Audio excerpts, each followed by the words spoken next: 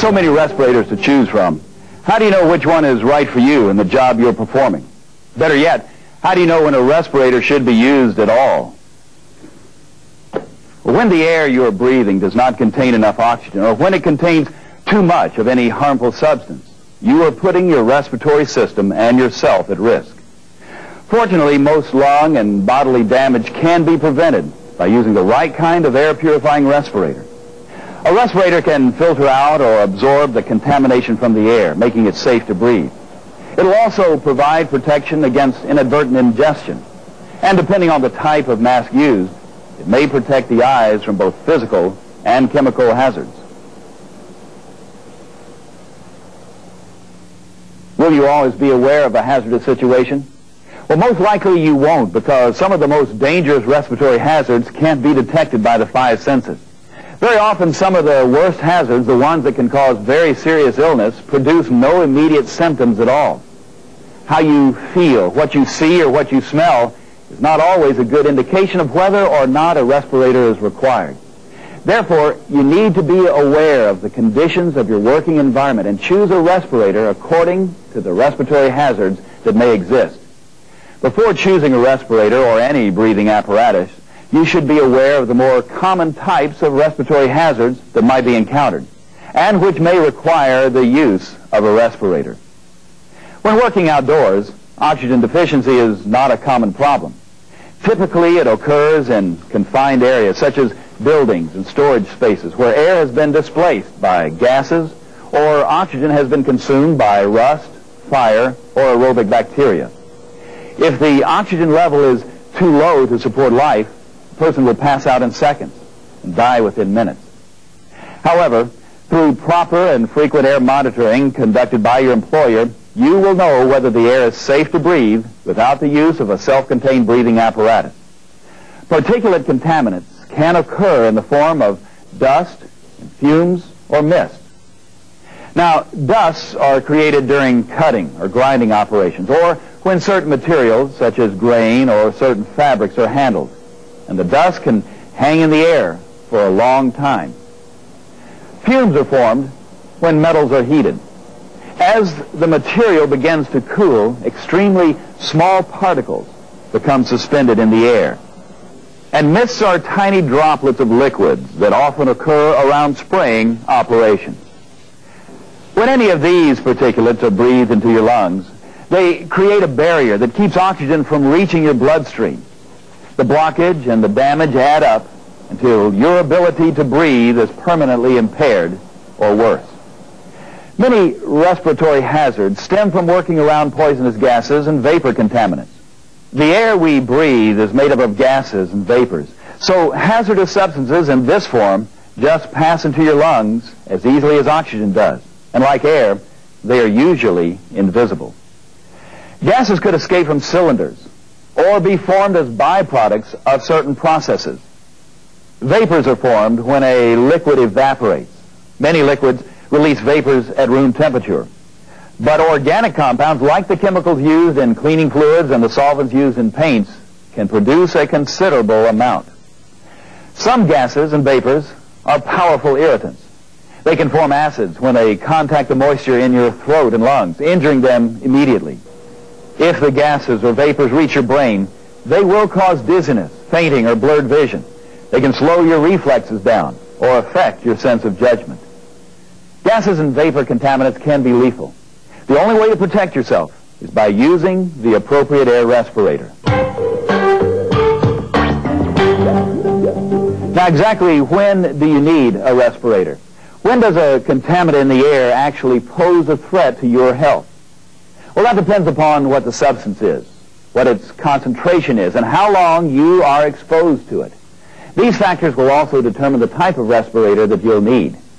There are two types of respiratory protection: air purifying, or an APR, and supplied air, or SA respirators. APRs only remove specific contaminants from the atmosphere already present. SA respirators draw air from either an atmosphere outside the contamination or from a tank of compressed air. Basically, air purifying respirators rely on mechanical filters or absorbent materials to remove atmospheric contaminants such as particulates and vapor gases. Before any air purifying respirator is used, the identity of the contaminant and its concentration level should be known so that the proper filter cartridge can be used. It is very important to understand why different kinds of respirators are used in different situations. The amount of protection that you will need is based on the concentration of the hazard. For low concentrations, a disposable dust respirator may be adequate. It provides some protection against toxic dust and mist and even welding fumes. It consists simply of a cloth or a paper filter placed over the nose and mouth, held in place by an elastic strap fitted over the head. However, it is difficult to get a good fit or a seal with this device. The half-mask air purifying respirator is the type most frequently used. It works by passing the air around you through some kind of purifying element. Filters for particulates or chemical cartridges for gases or vapors are used. It fits from above the nose to below the chin and utilizes either one or two cartridges for contaminant removal. This unit is used for protection against pesticides, dust, acid gases, organic vapors, and other materials for which there are appropriate cartridges. Remember, a filter or cartridge designed to protect you from any one type of hazard may not protect you at all from other ones. And the cartridges that are used on half-mask respirators and full-mask respirators are color-coded for a specific hazard. A full-face respirator tends to seal better on your face and gives additional protection compared to the other types of respirators. There is an effective barrier over the mouth, the nose, and the eyes, and can be used when extra protection is needed. Supplied air respirators must be utilized when chemical concentration levels are too high for an air purifying respirator or when the level of chemical contamination is undetermined. Instead of purifying the atmosphere, they supply clean air to the mask. A self-contained breathing apparatus, or SCBA, is a good example of an SA respirator. It provides the air from a tank that is part of the unit. What else determines respiration selection? In any atmosphere that could immediately kill you or damage your health, you must wear a breathing apparatus. Atmospheres which are flammable or explosive, oxygen deficient, or contain high concentrations of a toxic substance are situations which are immediately dangerous to life or health. The most common situation is oxygen deficiency, as mentioned earlier. Confined spaces where ventilation is poor are often oxygen deficient. Many people have been killed either because they thought that an air purifying respirator would protect them or because they did not test the space for oxygen content before entering. An SCBA is often used to rescue someone or to perform emergency repairs in a hazardous area. But do not attempt to use one unless you have been properly trained on the particular SCBA. Regardless of whether you are using an air respirator or self-contained breathing apparatus, responsibility ultimately lies with you.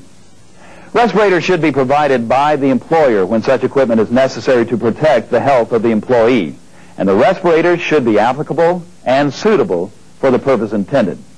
But it is up to you to actually use the provided respiratory protection in accordance with instructions and training received. These devices are provided for your protection and safety. Wear them whenever they are required and only in the situations they are designed to handle.